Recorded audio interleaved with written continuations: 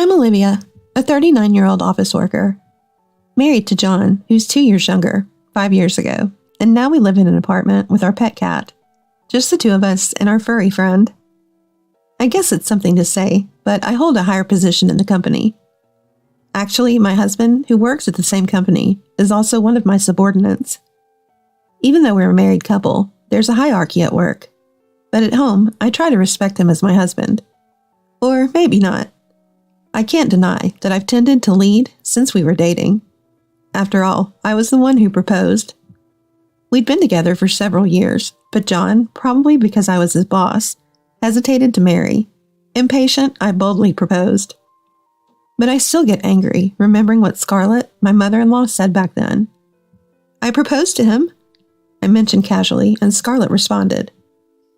Normally, women don't propose. Once a woman is over 30, she loses her shame and discretion.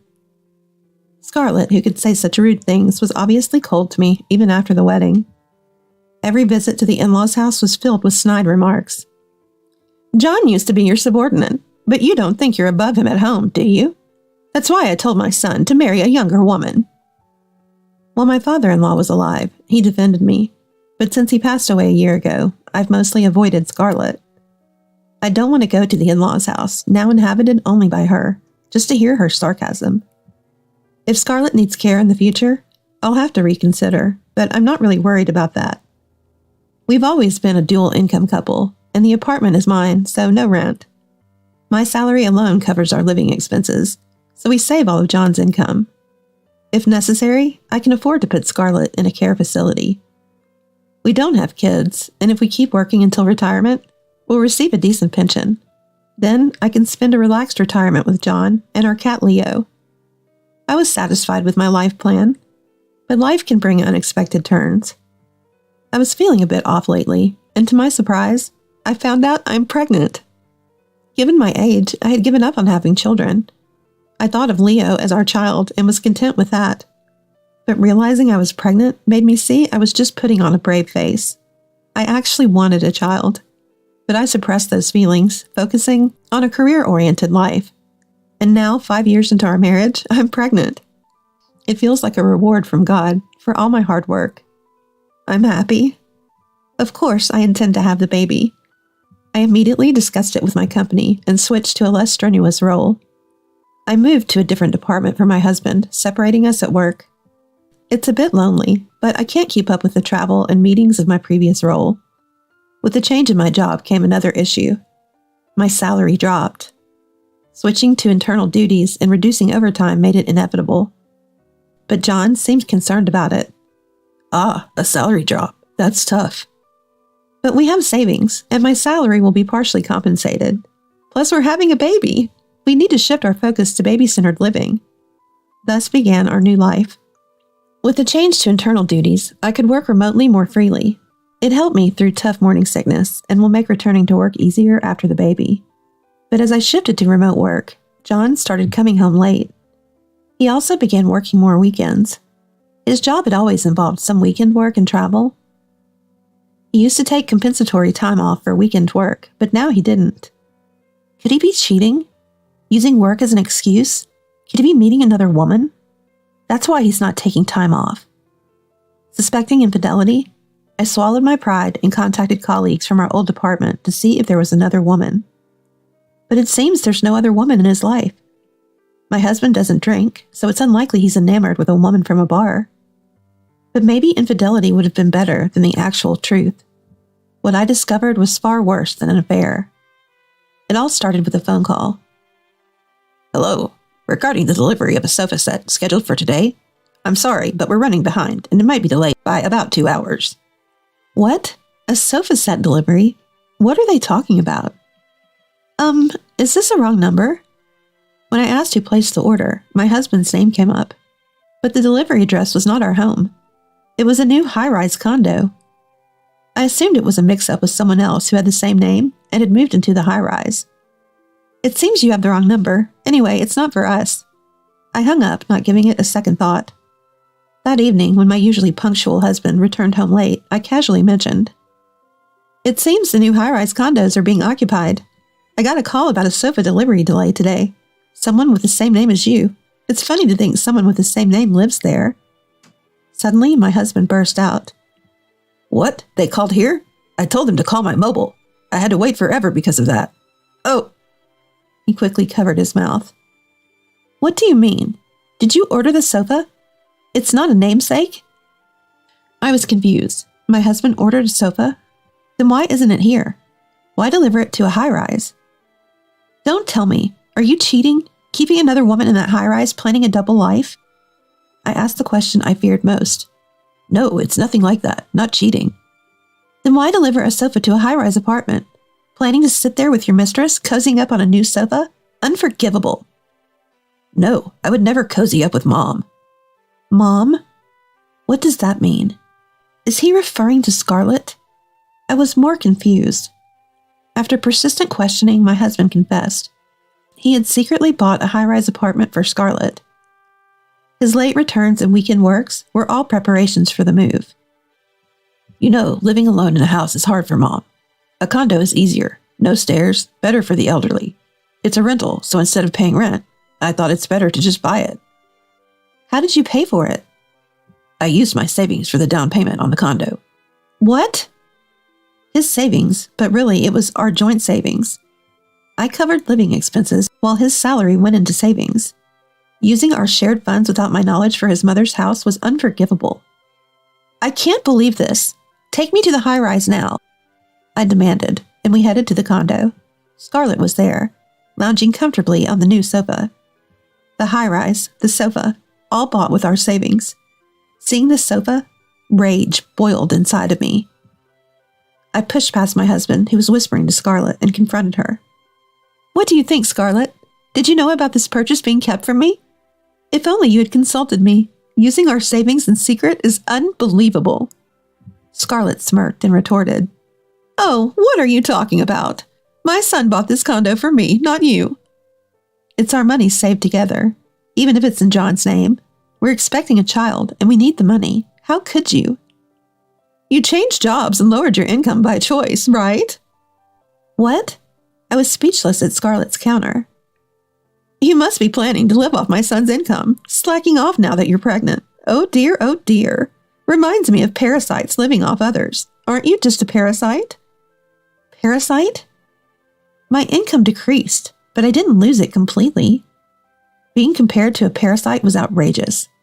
Even if I quit my job to be a stay-at-home mom, does that make a wife reliant on a household and childcare a parasite? What an insult. Then doesn't that make you the same? You've been a housewife since father-in-law was alive. Ugh. I just asked the obvious, but Scarlett couldn't retort, having hit the nail on the head. That's when my husband interjected.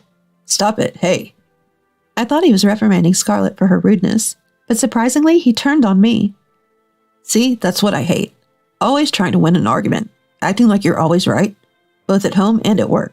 I'm sick of being bossed around by you everywhere. To me, Mom was the only comfort. You understand why I'd want to give her a better life, right? All this because you look down on me at home with your boss attitude. I thought I had been respecting him as much as possible at home. One reason I requested a transfer at work was to end our boss-subordinate relationship, partly due to my pregnancy. Unaware of my feelings, the two of them took this chance to blame me. I won't return home anymore. I'll stay with Mom. Once the baby's born, you'll be busy with the child anyway, and I need someone to take care of me. So that's his true motive. Afraid of being neglected after the baby's arrival, and possibly facing more chores, he seeks refuge with his mother. Right. A wife who can't take care of her husband and leeches off his income is useless. I'll live in this shiny high-rise with John. The parasite can leave. Her words made me tremble with anger. Yet a part of me felt eerily calm, as a small voice inside me whispered, Know your place, you two.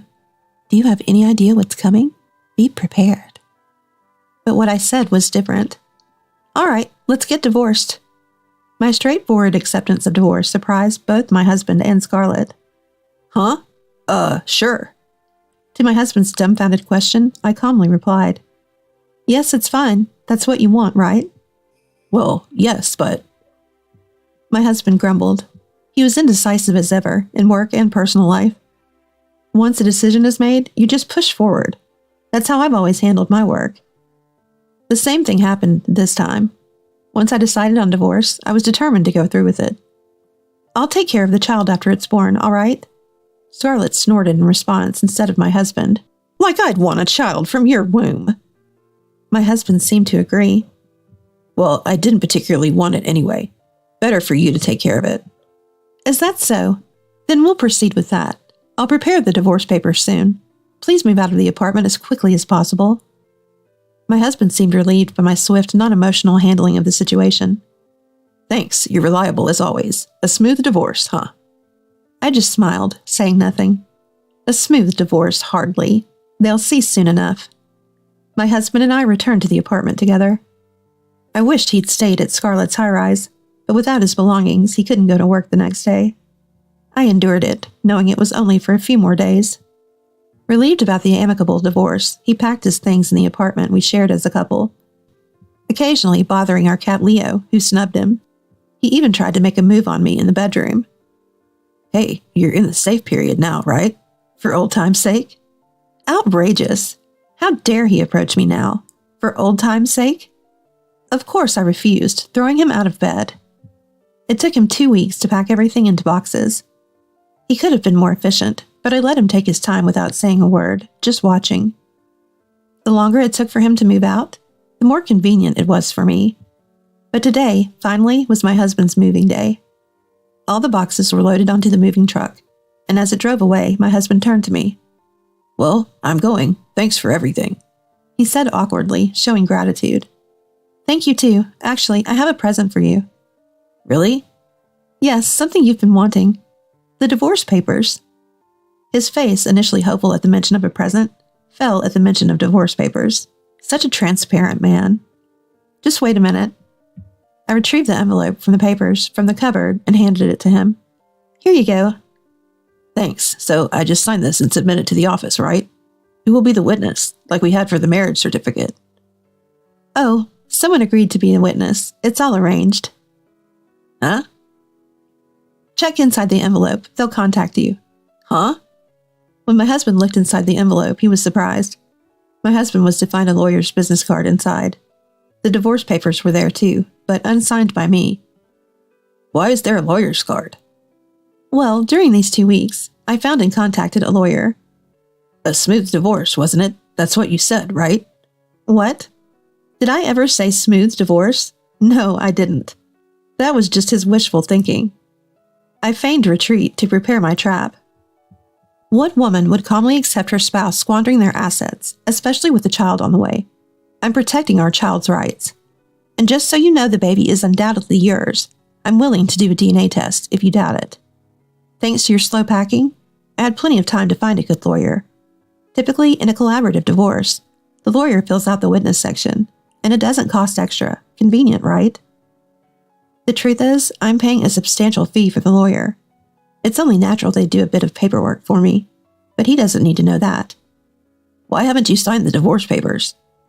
Recovering from the shock of the lawyer's card, he was surprised again to see my signature missing. You could have signed your part already. I laughed at him. I couldn't possibly do something that risky, not when we haven't settled the distribution of property, compensation in divorce court, and child support. If I signed now, the divorce could be finalized without my consent. Distribution of property? Since I used most of my salary for living expenses, half of your 5 years' salary, about 2.5 years' worth, seems fair, doesn't it? I casually threw these figures at him. Your annual income is $40,000, right? Lower than mine, but that's $200,000 over 4 years, so $100,000 for property division. I may not get much in alimony, but the standard child support is around $400 a month, right? That's about $96,000 in total. If you pay me $200,000, we can cleanly divorce. My husband screamed in despair. $200,000? Impossible! That's a huge sum! Well, it would seem astronomical for him, especially with the hefty mortgage left on the recently bought high-rise. If you hadn't bought that high-rise, you would have nearly the same amount in savings. Well, if you hadn't bought it, we probably wouldn't even be talking about divorce. But since it's already done, think about what you'll do next yourself. Following my suggestion, my husband started brainstorming on the spot. I doubted he'd come up with anything substantial. Eventually, he had an idea. This apartment we lived in together, isn't it joint property? What if we split it and call it even? Too bad, not much of an idea. Unfortunately, I bought this apartment before we married. Premarital assets aren't included in joint property. His shoulders slumped in defeat. That's all you could think of? Well, if you come up with anything better, discuss it with the lawyer, though it'll probably be rejected right away. Leo, our cat, meowed from the doorway. Meow. Oh, I left the door open. He might go outside. I moved to close the front door, but remembered something I'd forgotten to say. Given your penchant for doing things your way, I've already filed for non-acceptance of divorce. Even if you forge my signature, it's futile. Goodbye. I shut the door in front of my husband's nose. Later, my lawyer's claim resulted in my husband paying $100,000. To make the payment, he even sold his beloved high-rise. Used property only a few months after purchase, it was a great bargain for the new buyer. Good for them. I congratulated the unknown new owner of the high-rise. Child support, of course, couldn't be paid in one go, so it would be monthly. That was expected, so I arranged for immediate salary deductions if payments were delayed. Working at the same company makes this convenient. The benefits of an office marriage, the backdoor version, I guess. I'm calmly working remotely, rubbing my growing belly, gazing into the distance from my apartment's balcony. Beyond those mountains is the shabby nursing home where Scarlett lives. Once my child is born and things settle, I plan to return to work and do my best as a working mom. The baby just kicked a little on the right side.